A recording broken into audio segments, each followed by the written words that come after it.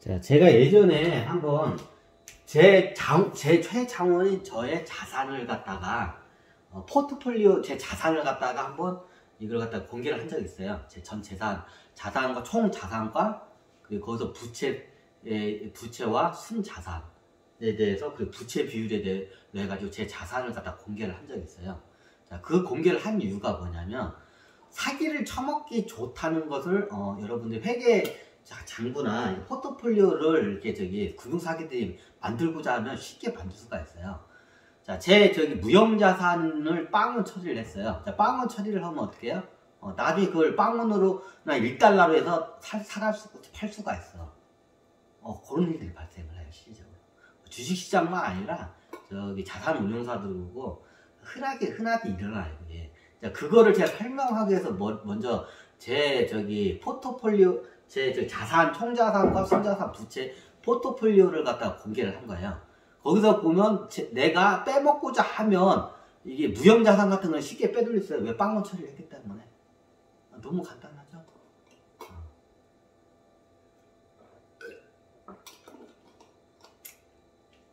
그렇게 따지자면 이게 부동산도 장난을 많이 칠 수 있어요. 이게 건설사에서 흔히하게 일어나는 일이에요. 어떤 건설사에서 회계 장부를 지 마음대로 기재를 해요. 보통 이게 이게 대표가 그러겠죠. 대표들이나 임원진들이 보통 이게 장난을 많이 쳐요. 대표들이 많이 장난을 쳐요.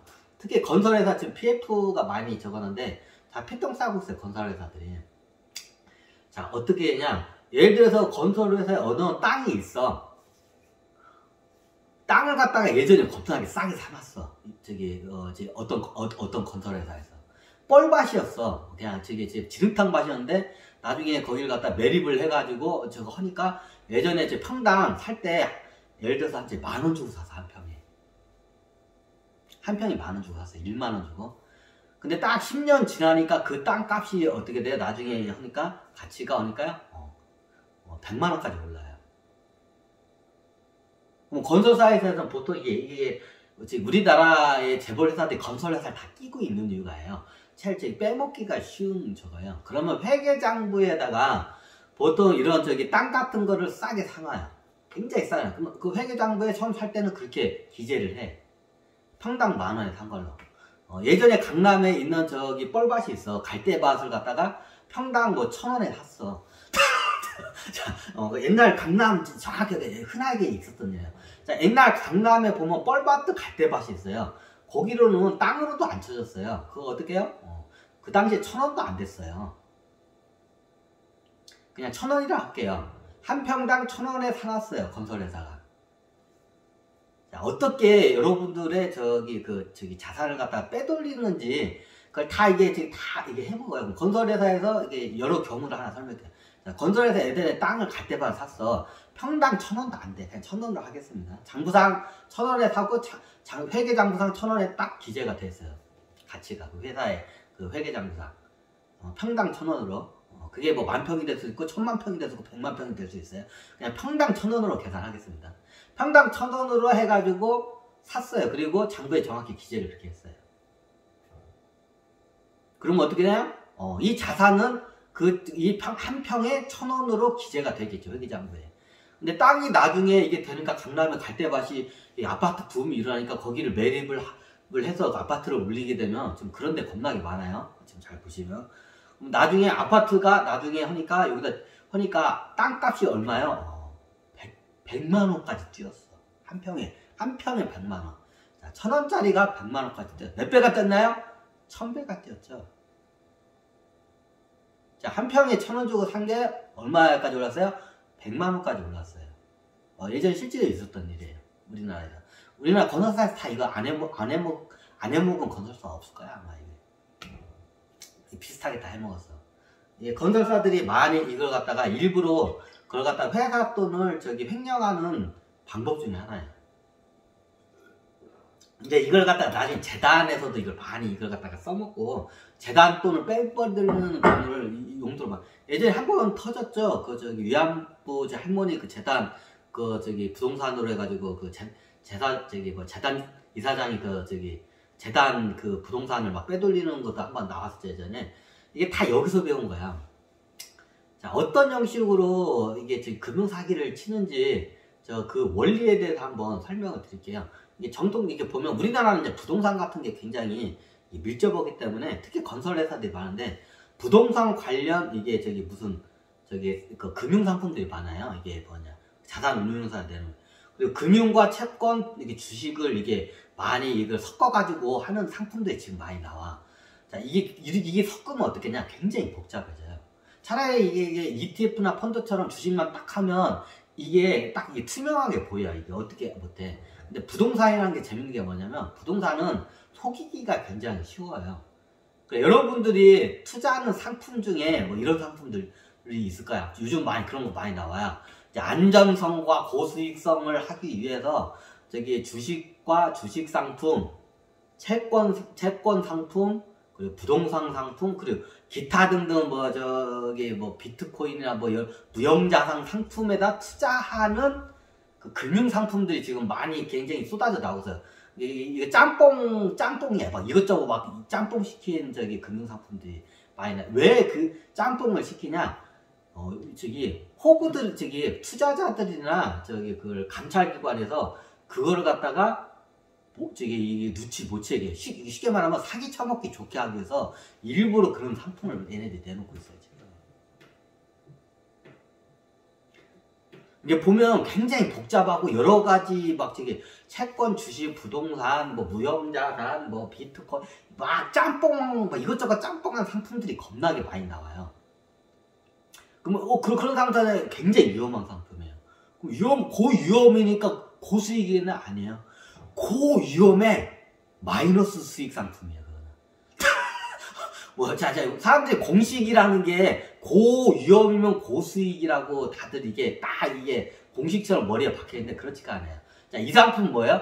고위험이에요. 굉장히요. 근데 어떻게 상품이 고수익이냐? 아니에요. 고수익은 절대로 안 나와요.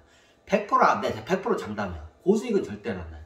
그럼 안정적인 수익은 나오나요? 그럴 것 같으면 애초부터 안정적인 국채를 사는 게 낫지. 뭐들어 위험하고 야 감자 왜 나 째려보냐 너. 감자야 왜 날 째려봐. 우리 감자가 째려보네. 보여달라고요? 카메라 돌리니까 자식. 카메라 돌린다고 하니까 장처가네 자식아. 그러다가 또 째려보네 이 자식. 잠깐만 가만히 있어. 감자야. 얘가 똑똑해가지고 내가 좀 비치기만 하려면 그냥 자는 척을 해 그래. 봐봐요. 이 자식. 이제 째려본다.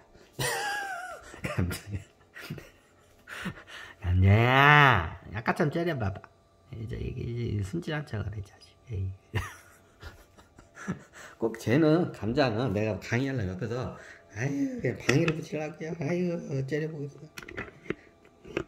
감자야 나갈까? 이놈 자식이냐.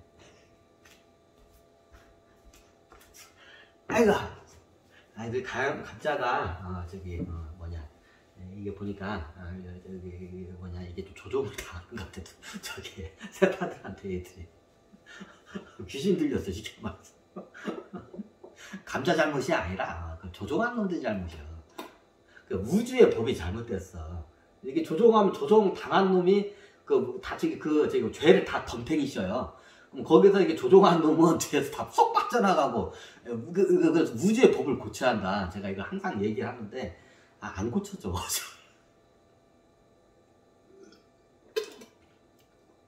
예를 들어서, 이게 좀 그런데, 이게, 문제가 많이, 천신들도 구차원들이 이걸 갖다가 악용을 하는데, 보통 지정조개들이 많이 당해, 이걸 갖다가. 이제 나중에, 베놈이라는 영화를 취재를 할 건데, 얘네들이, 보다가 나중에 할까요? 본질강인가, 이게 아니니까.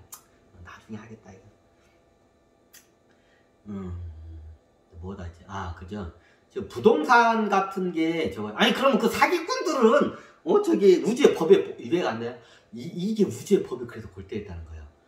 자, 사기를 강제적으로 했을 때는, 저 사람도 한때는 우주의 법을 적용을 받는데, 자기가 멍청해서 사기를 당하잖아요. 이게 우주의 법을 받긴 받는데, 조금만 받아. 그래서 우주의 법이 이게 잘못됐다고 제가 이게 하는 이유. 우주의 법을 이게 죄를 지켜서 그에 따라서 이렇게 이게 이게 바뀐 봤는데 머리가 이게 이 얘기만 하면 참 머리가 이게 그래서 우주의 법이 잘못된 거야. 그러면 이게 나중에 몸 해가지고 이렇게 해가지고 조종 당한 애가 다 이게 뒷박 다 쓰는 거야. 사기꾼도 똑같아. 사기꾼들한테 누가 사기친지 모르잖아요. 그러면 죄가 우주가 죄를 갖다 걔한테 거의 안 물어요. 그러니까 사기꾼들이 발 치는 거야 이게. 우주의 법이 잘못됐어.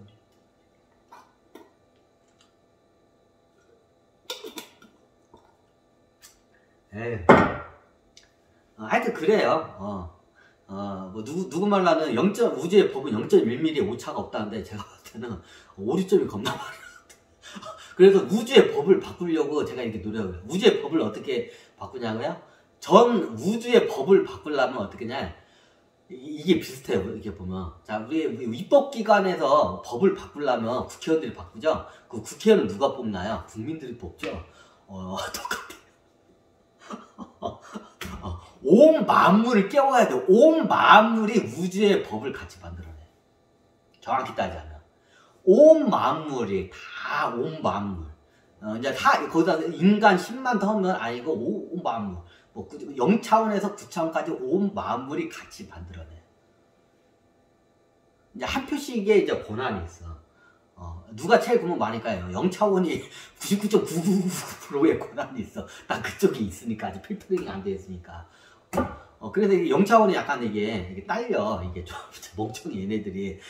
그래서 이게 제가 다 지금 이거를 갖다가 이걸 바꾸기 위해서는 뭐냐면 온 만물을 깨워야 돼. 이게 안 돼. 이게